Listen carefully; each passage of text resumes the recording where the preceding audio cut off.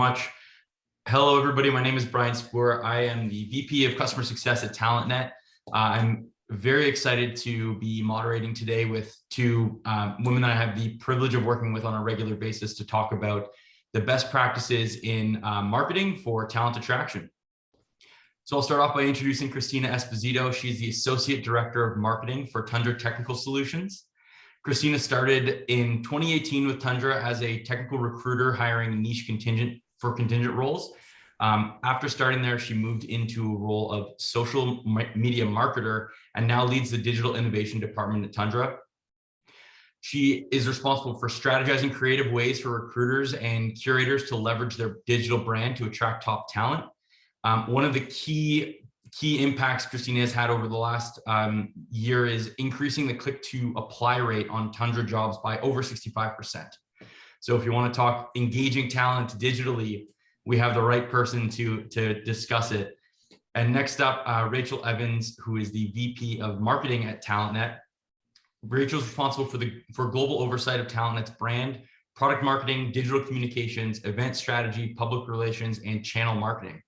Before joining TalentNet, Rachel gained global experience in recruitment marketing at Shell Canada, brings over 15 years of marketing leadership experience working with world-class technology companies such as Hitachi, Cisco, Microsoft, and HP. Rachel has an MBA from the University of Calgary and a Bachelor of Psychology from the University of Tennessee. Rachel is passionate about employer branding and shifting the conversation in talent attraction to one of creating an optimized candidate experience and using brand technology and marketing best practices and people to get there. So what we'll be doing today is a roundtable type of discussion. I'll be sending questions over to the two experts on the marketing side. I'm really excited to dig into all things digital marketing for the sake of talent attraction. As we go through the discussion, please feel free to enter questions in the QA panel. We'll be going through questions that we have prepared, but also talking about the questions that come in from the panel. So please do participate by sending in your questions. If we run out of time, we will be sending out both the recording of this session and any questions and answers after the fact as well. So let's dive in, starting from the beginning. When it comes to talent attraction and attracting candidates digitally, a key strategy, and especially when it comes to direct sourcing that brands are deploying right now, is leveraging their brand equity in the market to attract talent. I guess starting with, why is the employer brand so important for job seekers these days? Rachel, I'll send this over to you. Any insights on why brand matters so much? Oh, you're muted, Rachel. Thanks, Brian. Yeah, sorry about that. Yeah, I think to start really the conversation on employer brand and why it's so important to job seekers, it's to really think about the main reason to have your employer brand, which is really to differentiate and find alignment with job seekers. What your brand is, your employer brand is about finding and sharing what makes you unique as an employer.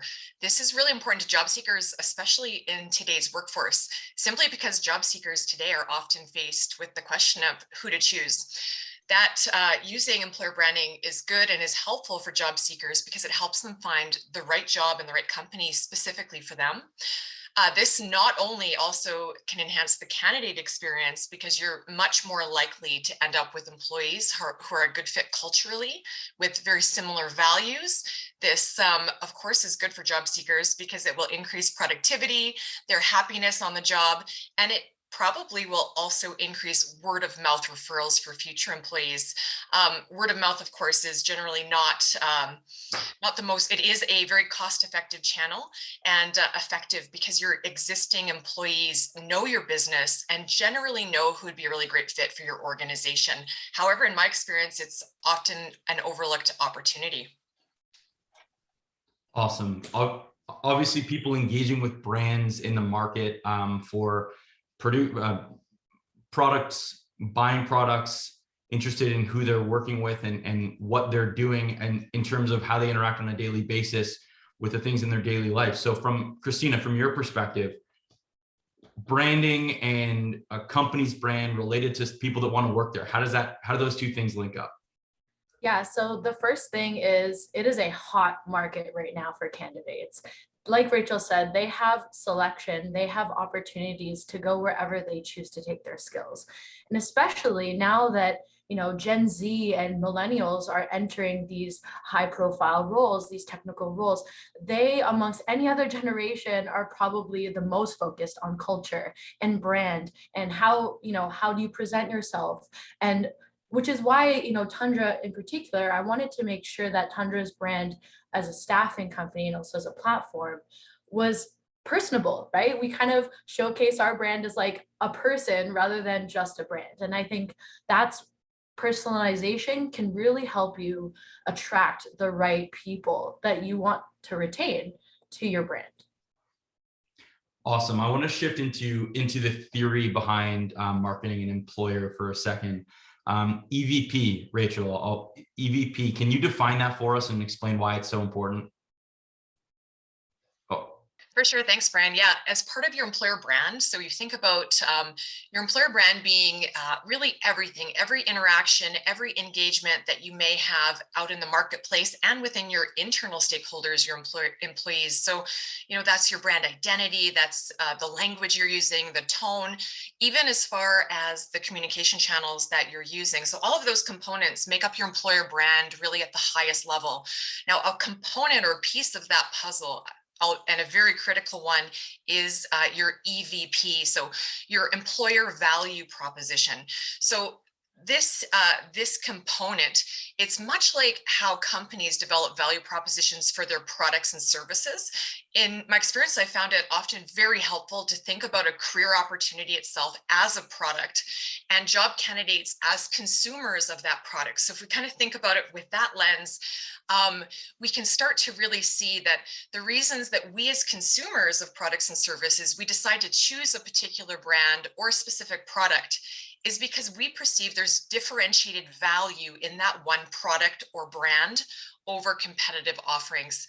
For example, many of us have iPhones, Apple iPhones. As consumers, we decided that that phone had more value than competitors' phones. So whether it was the sleek design, the strong Apple brand, or any of those features, and I'll use the word features a little bit as I describe and articulate EVP, it was very likely a combination of brand, of features, of design. In the example of us deciding, any of us deciding to purchase an iPhone, that resulted in us being an owner. So much like an iPhone, an employer value proposition or EVP is your company's core set of benefits or features that make up your wider employer brand. You want to think about your EVP, it's a promise between an employer and a potential applicant. It's what your company and your culture can offer to those applicants in exchange for their talent, skills, and experience. This promise or features of your product, which is a career with your company, typically contains elements of compensation and benefits, working environment, organizational culture, career growth opportunities, and many other aspects. When you're developing this EVP, so again, this critical set of features of your product, your career, and your organization, just as you would when you're marketing and selling products and services, it's very important to think about your competition. What is it specifically that differentiates your company as an employer from its competitors? It's these differentiators that are critical to an effective EVP. For example, if you're a large established company for competing against startups, an idea might be to focus on job security and stability as a core differentiating feature.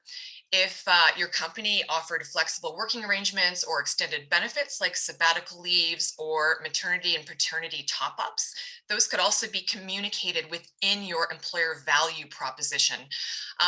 Few things with the EVP, not only is it helpful to look at your competitors and what they're offering, but also getting some insight from your employees internally. It can be done through surveys, even through exit interviews, to understand what made it great or what makes it great to work for your company. And it's those pieces that are going to be the features of your career that you want to be able to go out and market as part of your overall go-to-market and employer brand proposition. You use this EVP, it's a magnet to attract talent that's great for your unique organization. You're looking at, how do I find people who are the right cultural fit, have the same values, and using a really great and strong EVP that is also credible. It really truly is what your working environment is today. Bringing those right sets of people into your organization is a huge opportunity for most organizations. There's a lot in there that's a huge value driver for candidates when they're considering where they want to work and who they want to work with. Let's shift to you, Christina, on that topic. Let's say your brand has a clear EVP, or you understand well what your brand is bringing to the table for these job seekers. What would you consider to be some of the best practices and even challenges when you're trying to build brand awareness and try to convert people from brand aware to advocates even? Yeah, there's a lot to unpack here. So first, we want to talk about engagement, right? We always talk about engagement from not only a marketing perspective, but also from a job seeker perspective. How engaged is that individual with your brand already? Do we need to convince them to adopt some of the brand values? Do we need to ensure that they know what our vision is? So I think employee advocacy is probably one of the best routes to really drive brand awareness. Part of that reason is because you have people in your own working environment who can advocate for the culture, who can drive the EVP values in a very honest way. So leveraging the employees or the contract workers that you currently have is a great way to say, hey, what do you like about this brand? What do you like about Tundra? What do you like about working here? And through that, people will begin to understand and relate to those employees, and then vicariously through the brand as well. A really interesting topic on brand awareness.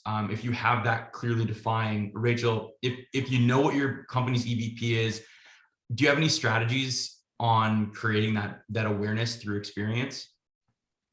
Yeah, so creating awareness kind of through experience, I think looking at it from the angle of really some of the challenges first that exist in today's highly competitive talent marketplace. Step number one is really to understand you're trying to break through a lot of noise so that your intended target audience not only knows who you are, they know that you're hiring, and they also understand the benefits of working for your company. So you kind of have a three-prong approach. Looking at awareness and how to reach that intended audience. And I know we're going to get to segmentation, I think, a little later in some of the questions, so I won't go too deep down into what that is.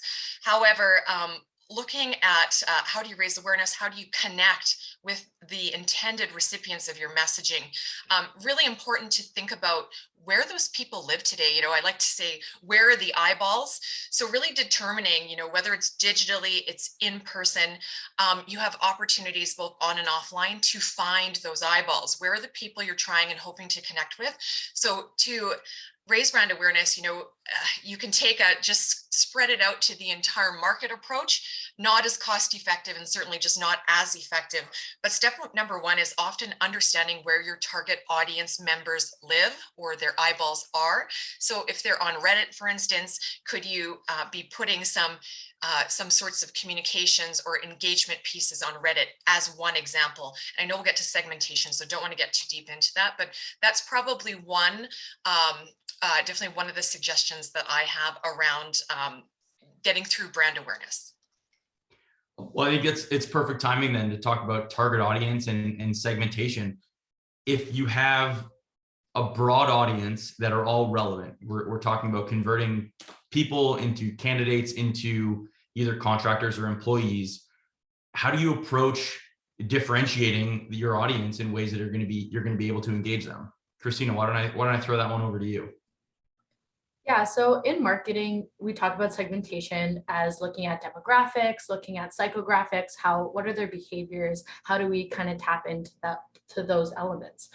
We can port those over to candidate attraction and talk about, like Rachel said, where do they live? Meaning, are they part of forums on Reddit? Do they, talk about certain dev stacks, or do they do they chat as part of a certain community that maybe we're not aware of as recruiters?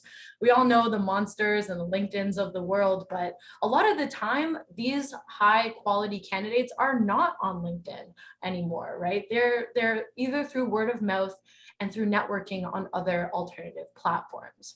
So I think it's important that, companies really explore all options, deep dive, talk to your contractors, talk to the employees that you currently have.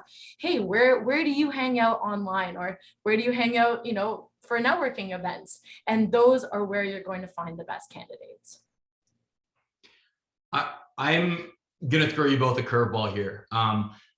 This is prompting a lot of really, really lively discussion in our actual client accounts. People want to know when they're building a strategy to engage people that they don't yet know, right? You're going out to the market and looking for net new candidates. You said, Christina, not everybody hangs out in the same place online. Some people aren't hanging out anywhere online when it comes to job seeking, right? Some candidates aren't out there actively looking for a job, and some are. How do you approach those two situations? People who are out there trying to find their next role versus somebody who's gainfully employed or happy in their position, and you're trying to convince them to come work with your company or work with your brand or on your contract. What does that look like? What's that strategy for you? Yeah, so I can probably jump in on this. Like, we've done a lot of work with especially direct source brands here at Tundra, and specifically with some of the most brand aware places, biggest brands in the business. Sometimes even they have trouble courting candidates into their requirements. And I always tell the recruiters, or tell anyone who's looking for those candidates, is really make sure you know who you're trying to target. What are their motivators? Are they motivated by recognition? Are they motivated by promotions? Are they motivated by, just coming to work and hanging out with cool people, right? You want to make sure that you really treat every single candidate as an individual rather than a number. And I know it's hard to do that, especially in such a volume heavy recruitment space. But I really think that making things like candidate profiles, for example, the practice of laying out, hey, this is Jessica. She's a developer. She hangs out here, here, and here. She likes XYZ. And that profile will sort of lead you psychologically to, okay, I know this person exists out in this world. This profile will kind of direct my sight as to where I should start looking. And then from there, you can tell the motivators, and then you move on to the next step, which is courting them into the perfect role that suits them rather than the other way around. Very interesting. The idea of persona mapping, kind of the more marketing related verbiage from what the question was that I asked. And that's exactly what I wanted to get to the heart of here. Rachel, I'll throw this curveball over to you. What do you do to try to engage active versus passive job seekers? I think there's lots of different ways to do it, and Christina certainly summed up a number of them. I think what we are seeing a number of companies do, focusing in on kind of that more passive candidate, and it does speak to what TalentNet does and provides today around talent pooling. So, enabling organizations to be able to proactively build talent pools, then using recruitment marketing strategies to then pull in like a magnet again into those talent pools, so their organizations have that talent asset that they own, no matter what happens, right? So whether the candidates today are passive, you're still pulling them in to engage with your brand, even if you don't have a particular job opportunity that's suited toward that candidate today. But you retain kind of that engagement model, two-way engagement, communication. And as you build that pool, when the time is right and you do have those jobs, they still may be passive, but you've already built a relationship with them as an organization. And, already having that brand exposure and connection is much more likely to result in some of your positions being filled. Yeah, and just to jump off of that, like, content marketing is probably Tundra's largest success factor in terms of allowing passive candidates to learn about the brand. And I think that creating the right type of content, so from a practical perspective, creating categories, let's say, that you think will hit on the motivators of a lot of your candidates. For example, a lot of our content buckets that we create in is diversity and inclusion, extremely important right now, especially just in general. And we also have total talent management, which is allowing everyone to understand what staffing is evolving into, because there's a lot of ways that staffing and also the way we hire, the future of work is evolving, especially post-pandemic. Another bucket that you can always look at that's super important and drives a lot of engagement is company culture. You really need to showcase company culture. It's not enough to, hey, we have pizza days on Fridays. That's great, but like no one knows about that, right? No one knows about your benefits. No one knows until you put it out there and you create a content strategy that really shows, hey, we're not just all talk, like here's what we can show for it, sort of thing. So that brings up a really interesting concept here. If we're talking in the space of direct sourcing programs, oftentimes direct sourcing programs don't have ready access to social media or the channels that a company would normally be presenting their content marketing. So oftentimes when I'm talking to clients, they need to be very specific about their requests to their marketing departments or whoever manages those channels. How might you guide them on those content marketing type of conversations of saying, we have a contingent labor direct sourcing program or a full-time direct sourcing program. We want to get word out to this audience. How might they approach that? Rachel, I'll start with you. Yeah, no, definitely. And, this definitely goes back to my time with Shell Canada and kind of recruitment marketing on the full-time side of the business. But, in those instances, I think it depends first and foremost on how your company is structured, to have those conversations, to bring that forward, to say, hey, we need to work together to build a fully integrated recruitment marketing plan. So what that looks like is trying to work together collaboratively, because quite frankly, direct sourcing should and can be today that single doorway into an organization for all employees anyways. So rather than even having that conversation of, okay, well, we're contingent over here, we're talent acquisition over here, how do we build one integrated recruitment marketing plan for our entire organization?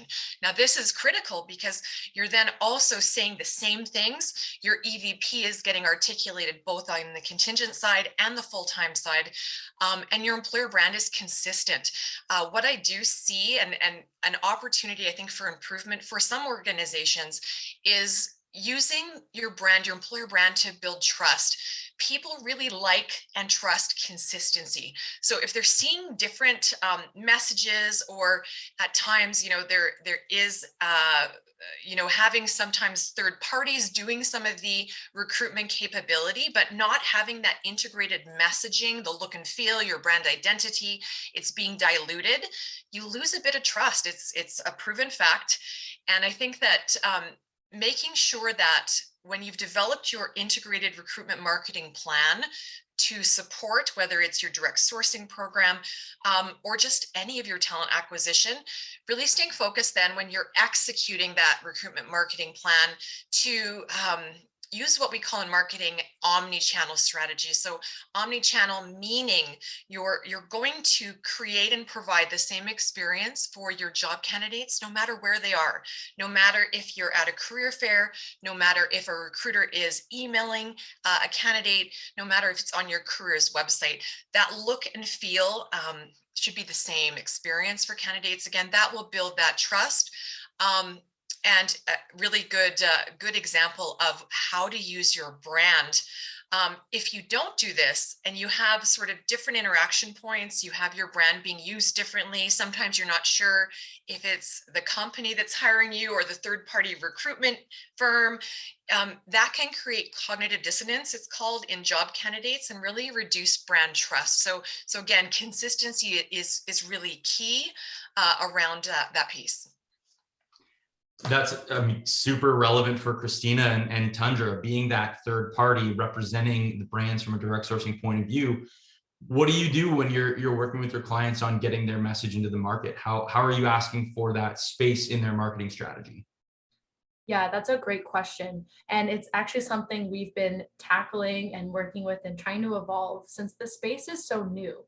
And like Rachel said, the talent acquisition side of a company and the contingent or direct sourcing side of a company oftentimes operate separately. So the way to integrate them is have a one-person point of contact, right? Someone who's on the direct source team who's either been a program manager or who has been a direct source curator, who A, knows the business, B, knows the candidates, right? And C, knows the brand. And from that person, that one individual, we're thinking to have them dedicate part of their time to network with certain candidates. For example, we use the network effect, is kind of a term used in tech where, you know, one person kind of matches with another person or connects with another, and then it expands their network threefold, fourfold. So that's one of the strategies that we use is first, you know, brand yourself, have that point of contact to look over all of the marketing requirements, make sure that everything is brand focused from the whole team. And then secondly is use that brand to target and connect with as many potential candidates as possible. And that's something that I teach in my, you know, LinkedIn tutorials for the curators is, you know, for example, let's say you are a recruiter in Vancouver and you're trying to hire someone in Silicon Valley, one of the highest, you know, like the highest quality, the cream of the crop sort of thing for a lot of these tech companies to infiltrate, right? You want to infiltrate that community. A way that you can do that in Vancouver and infiltrate that community in Silicon Valley is connect and network with those people, whether it's digital or in a physical sense, if you're so lucky to be in California. But the brand is the jumping off point as to where you start that interaction. Once you have the brand solidified and everyone knows how to make posts, how to brand their profiles, that's when you can go on to that network effect and expand all of your knowledge base, all of your referral base, essentially, to those who are physically in communities that you're targeting. That brings up another really interesting point. You're talking now that direct engagement with people on the other end of the line. One of the things that we talk about when I'm dealing with our direct sourcing clients that they're really interested in is some people start their searches for roles based on a company's brand. We've talked a lot about EVP. We've talked about what companies should be leading with in terms of their message into the market. But there's an entire other subset of candidates who start their job search based on job specific criteria. And so queuing in on that, what's the best way if candidates out there looking for the job criteria before the brand to engage with that set of people who are queuing in on their specific elements that they're interested in from a technology or work perspective or experience perspective? How might you approach that audience? I'll send that to you, Rachel. Sorry, I'm really interested in both of your takes on it. I was waiting for Christina, but yeah, thanks for that. Thanks, Brian. I think just to preface, really, I know I understand the job posting scenario versus the employer branding scenario. They go hand in hand, but the way I think we've talked about it, and I think we generally like to look at that, is that the job posting perspective or side of things is really your short-term strategy. It's kind of like you need something right now, you need someone right now. So you've got a job posting piece that's really a short-term, get it in market. But your employer branding is really that more medium to long-term strategy. They're going to be building things, content pieces, assets, testimonials, and things over time. So I think on the job posting side of things, there's a lot of different elements we can be looking at there. I'm going to maybe cover employer branding and leave job posting with Christina. I know she does a lot of amazing work in that area. So from the employer branding, it's the long-term strategy. On the flip side of job posting then, you know, large organizations today, as we know, most often have a pretty good brand strength or brand equity. So naturally using and being able to leverage that into their attraction campaigns, you know, it's already kind of built in. It's taking what's already there in terms of that strong brand, putting it into that EVP, turning it to the employer brand proposition and putting that out in market. Now, the key components around the employer branding is the long-term strategy here. On the flip side of job posting, on the short-term strategy, they're really looking at storytelling. So storytelling components. Humans remember stories much more often than facts and figures. So how can you tell the story of what it's like to work for your organization? Using really great visuals, you know, you use some great video, photos, images are very key for engagement. Also, some really great employee testimonials being included not only on your website, but in other different locations and channels, whether that's social media and other locations. In fact, you could even look at doing these, shooting them. Today, technology is so good. For so little, you can use your iPhone, you can get a cheap tripod, you can get an inexpensive green screen and some lighting. And if you have an employee get together, employees are at a conference, you can pop this up pretty easily and get these testimonials. This is not hiring the expensive video production company anymore. These were the old days of marketing, but the new days are literally, $300, you're up and running, getting people on with some really great content, video content. So some thoughts there for sure. We've covered talent pools as part of that employer branding as a long-term strategy, building that talent asset through the use of recruitment marketing strategies. So to bring everybody in like a magnet into the talent pools. And really, as Christina's already talked about, that ongoing engagement and content marketing, so key to employer branding as a whole. So you build your employer brand, you build your EVP, but then you develop that integrated recruitment marketing plan, which would then have various elements of content or assets that you would be creating and sharing with your communities or communities of focus. And that's an ongoing effort. This is kind of changing the perspective from short-term strategy to, we need to have kind of that short-term job posting strategy, but it has to work together. It's inextricably linked with the long-term strategy of employer branding and engagement. And content really is the driver for that ongoing engagement. So that's covering the long-term strategies. And maybe Christina, going back to Brian's original question, let's pop over to you for job posting, because I think Brian's absolutely right. Today, there's still candidates that are just looking for that job posting that day. They're maybe not as interested as at engaging longer term with a brand. So there are both sides of the coin that have to be dealt with. Yeah, absolutely. So I'm sure a lot of you who have worked with ATS systems before or have worked with TalentNet's amazing direct source platform before, keywords are super important when it comes to that one individual just looking for that job, right? Keywords, okay? What I mean by keywords is going back to the hiring manager and really drilling down, okay, what are the technical skills that you're working with? Explain the project to me, explain who your ideal candidate would be. And once you get those questions, you really want that hiring manager to tell you a story. And from that story, you want to take those notes and pick out keywords that you think would match that persona, that would match the profile that is coming into those job recs, whether it's from a job board or from, your content online. So I think it's really important that technical keywords, for example, if they're a developer and they need our front end, JavaScript, right? What stacks are they using? What are they using? Agile methodology? Are they using waterfall, right? These are really deep down technical questions that these types of job seekers are looking for.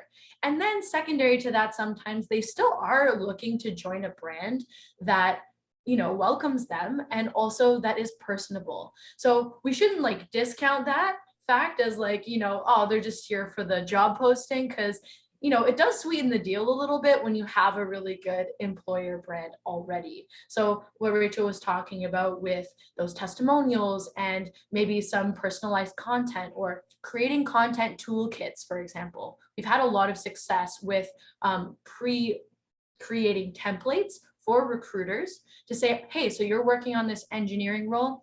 Here's the visual that someone like this would really like. Here are the words that someone like this would like. And you kind of mix and match the caption with the image to A/B test in a sense. Does it increase our application rate? Does it increase that person coming from brand aware to, or like a passive to an active candidate, right?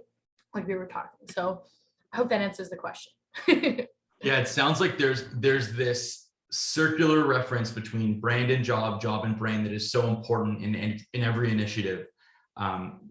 Even if they end up finding your job based on their query of technical skills, at the end of the day, they understand who is seeking that position, and the environment that they're going to work in carries a certain weight when deciding whether or not they move forward with an application. So I guess that brings me to a question on how do you measure a successful job posting, for example? Like if you're putting your message out there and saying, we need a person to do this, how do you measure success? Yeah, I think for the success rate, I mean, we also want to talk about like the KPIs of what makes a successful program as well. And it's not just the click to apply rate, it's also the engagement rate once that candidate enters the system. So like sometimes candidates talk about this black hole effect, right? Where they apply to a job and they just never hear anything from the recruiter. So that would actually decrease their chance of applying again, which can actually hurt your click ratio, your click to apply ratio is what we call it. So one of the ways you can actually gauge the success of first a job posting is, of course, how soon after you've posted it versus, let's say, an hour in, how many candidates have applied. If you're just posting it on the regular job boards without any content creation, chances are, yes, you're going to get candidates, but are they always going to be the right candidates? Not necessarily. So you really want to test creating a link. For example, there's in a lot of ATS systems, or TalentNet system does this as well. Create a link directly to the job, create a post on LinkedIn, or send it to your Reddit pages or alternative websites, and come up with a story. Say, hey, we're looking for a project manager to lead a $1 billion project with XYZ company, right? Draw them in with some sort of storyline, and to say that, yes, this is something that they want to do, they want to work at. The success from there is, now that you've posted, you can actually track and see who has come in to your job from that direct content posting through tracking links. Okay, so that's a great way to see if they've gone from your content directly to apply. And then, of course, the KPI afterwards, if the recruiter calls them or not, is another issue we could probably talk about another day. Rachel, how would you consider a post successful? What are the things that you're interested in tracking and measuring? I think Christina probably covered the vast majority of the measures from an ROI perspective. But if we're, again, going back to that key area of consistency, it's understanding, and you may find this anecdotally when job candidates are coming in, they're coming to interviews, they've hopefully reviewed the job posting before an interview. You may start hearing back from them in that interview scenario, some of the EVP, some of your key messages. They know your employer brand because that job posting had those messages, those key messages contained within it. So again, going back to, I think that is also a key measure of success, in that you have aligned your messaging and the job candidates actually know it. They know what your EVP is. They understand what differentiates you as an employer.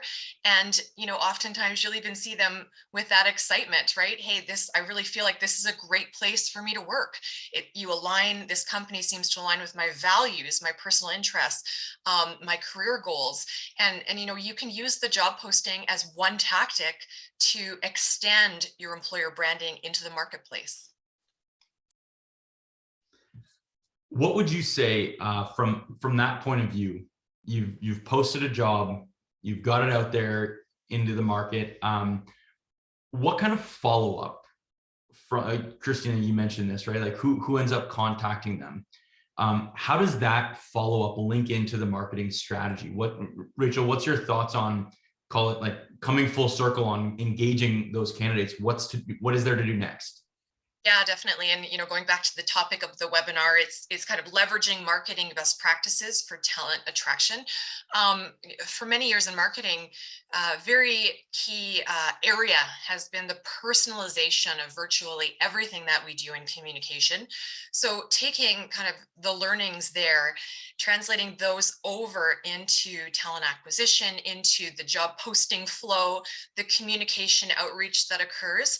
So ensuring that some best practices there might include, making sure, especially when you have your automated emails going out. So this is an area I think of opportunity for many companies. I think some companies do a really great job with it, but there's a huge opportunity in that the automated emails that are going out, in and of itself, the fact that they're automated actually is a little bit problematic, because we as people, we prefer personalization, we prefer human touch. So if we've got automated emails going out, because that's the way we can manage our engagement, our communication flow with our job candidates through process, how can we make them so that they are as human as possible? Is there a way to put an actual recruiter's name and contact email on those communications so that it doesn't feel like it's the proverbial black hole? There's actually a person emailing me.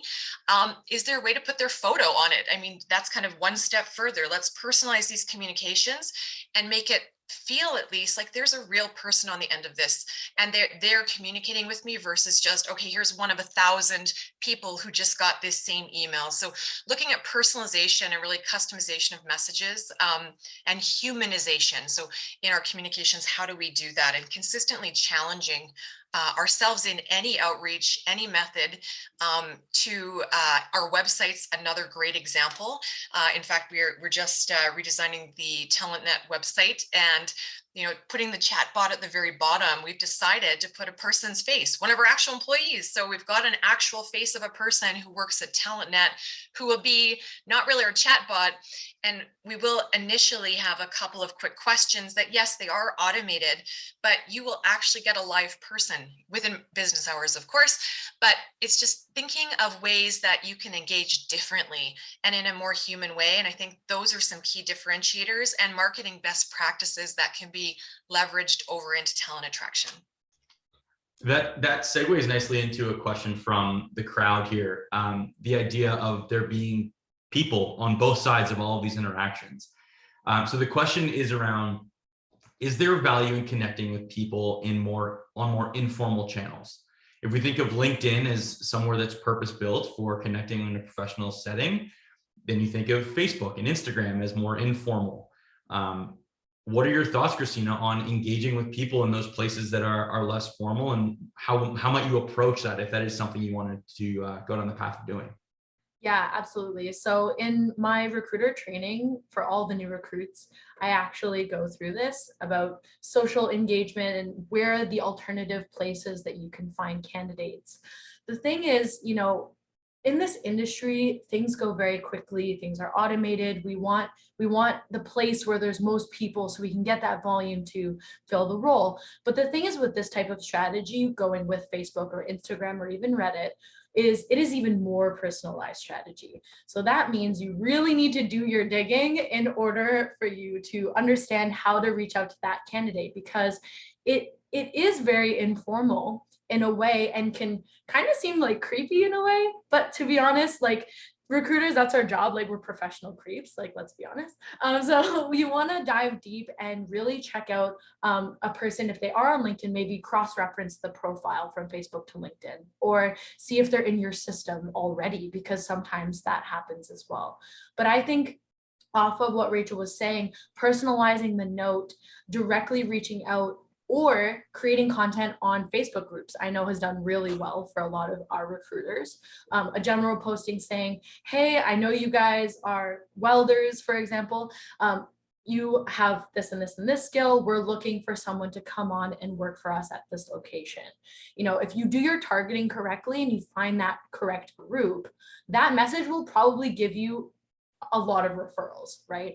So it really boils down to the strategy of, where are you specifying, what segmentation are you using to actually get to that group of candidates? It's not just like reaching out to individual at this point, it's finding a group or a space that a lot of these candidates or potential candidates live, and going from there. But personalizing the strategy is always great. You want to touch on things, for example, hey, I noticed you're currently working at BWXT. I think you would be a great fit for Bruce Power. They're hiring for this contract role, for example. And also, if I could chime in about another story that happened, actually. So I was running a LinkedIn strategy session, and someone came to me and said, Christina, I have sent mass emails to over 1,000 people on LinkedIn, and LinkedIn restricted me from sending any more emails. And he goes, I didn't know that that was a thing. I didn't know that LinkedIn could restrict you if you have a paid account. And so what actually happens is now these platforms are using AI to predict if you're spamming people. So that's another reason against using automated emails or automated functionalities, because it could actually harm your brand by them recognizing that, hey, this is not personalized whatsoever, right?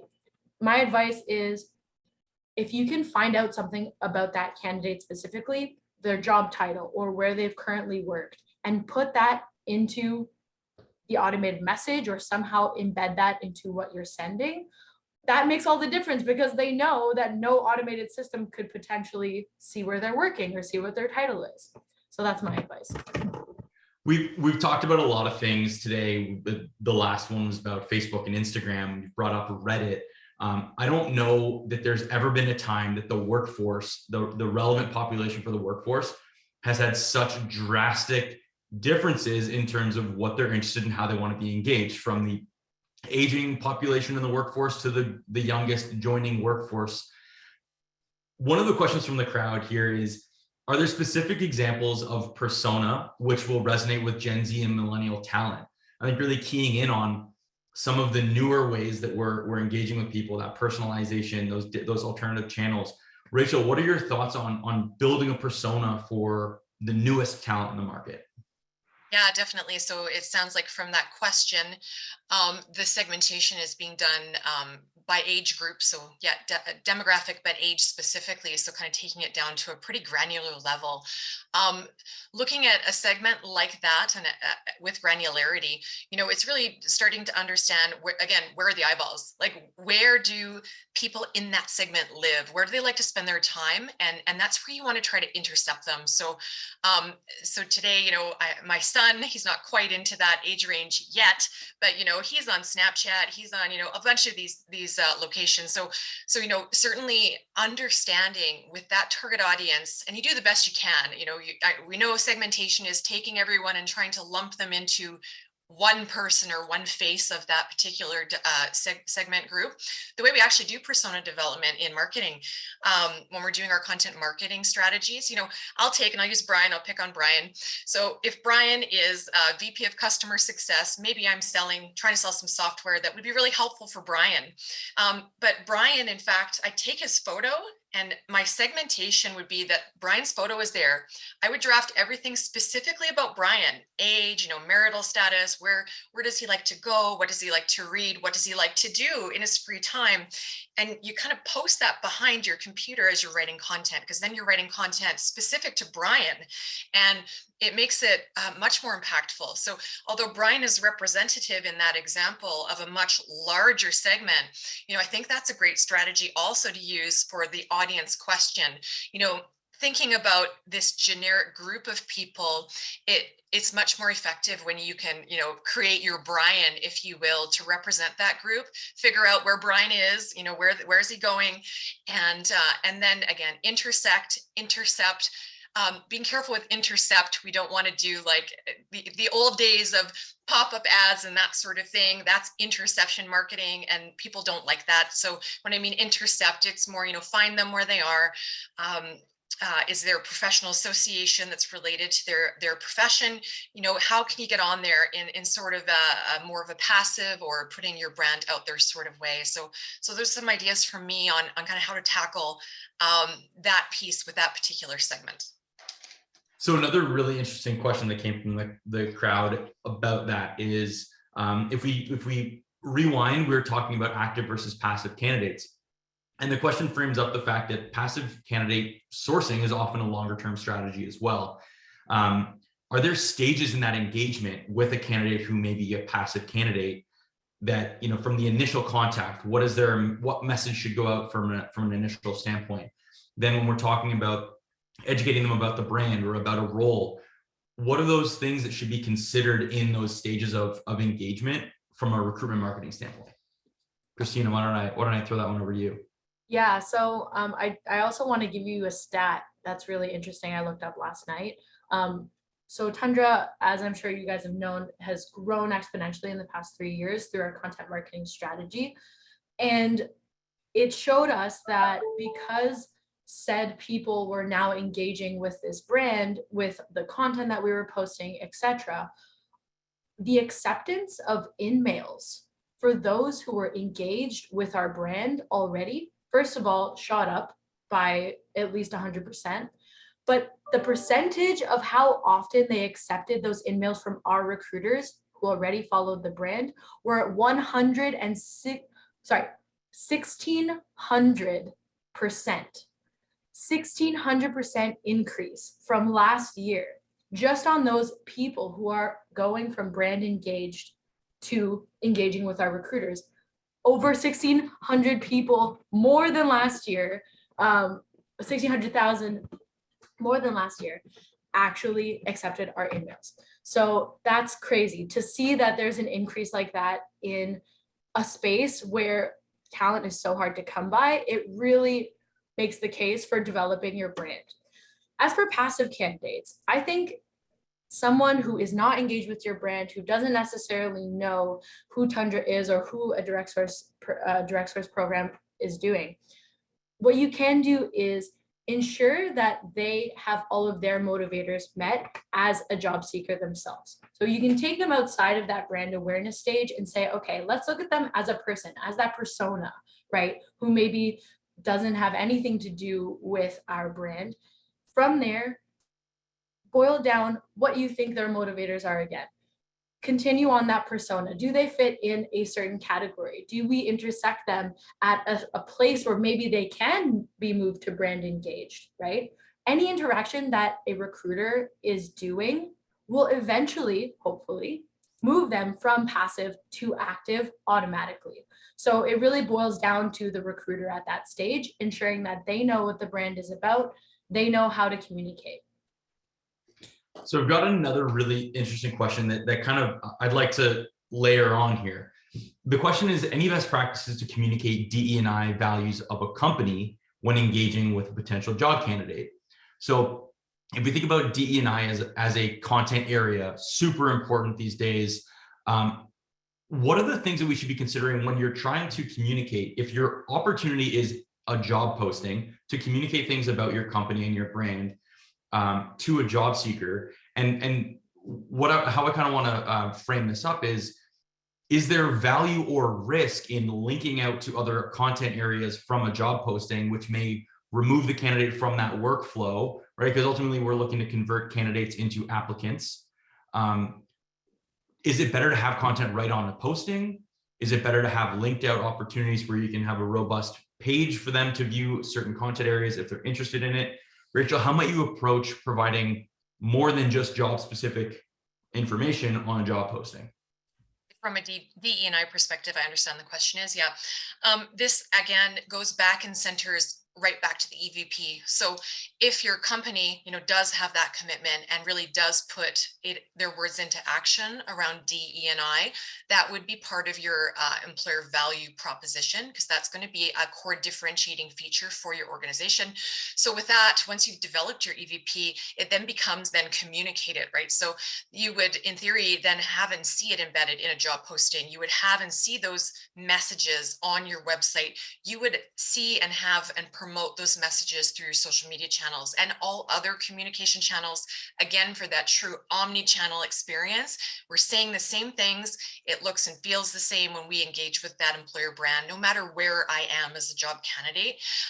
So, starting with that EVP, promoting it consistently across all of your channels is key as well. And at some point, a candidate will see it either via the job posting, on the website, on social media, and it will all kind of come into hopefully the 7 touch points that you need in marketing for something to be retained. So, that can be an important piece to remember as well, that, just putting something in a job posting is very unlikely to be retained by the recipient.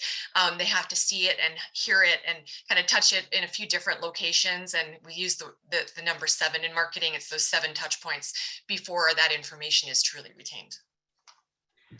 I want to be conscious of time. We have 5 minutes left on our scheduled time. And for those that are watching, we will be sending out the recording after the fact. Any questions that weren't addressed over the course of our discussion, we'll provide that content as well. I want to give each of you the opportunity 2 minutes, closing statement. What do you think the most important thing for the people watching or who will be visiting the recording later to take away from the best practices in marketing for talent attraction? One nugget, golden rule, piece of wisdom, what would you like to share? Christina, I'll start with you. One golden nugget. One thing, know who your key players are who are advocates for the brand. Utilize them to the maximum and help them, enable them to create their own content on social media, to leverage what the brand is saying through a person instead of through the brand speaking for itself. That will be the best factor in getting people to go from passive to active. Very cool.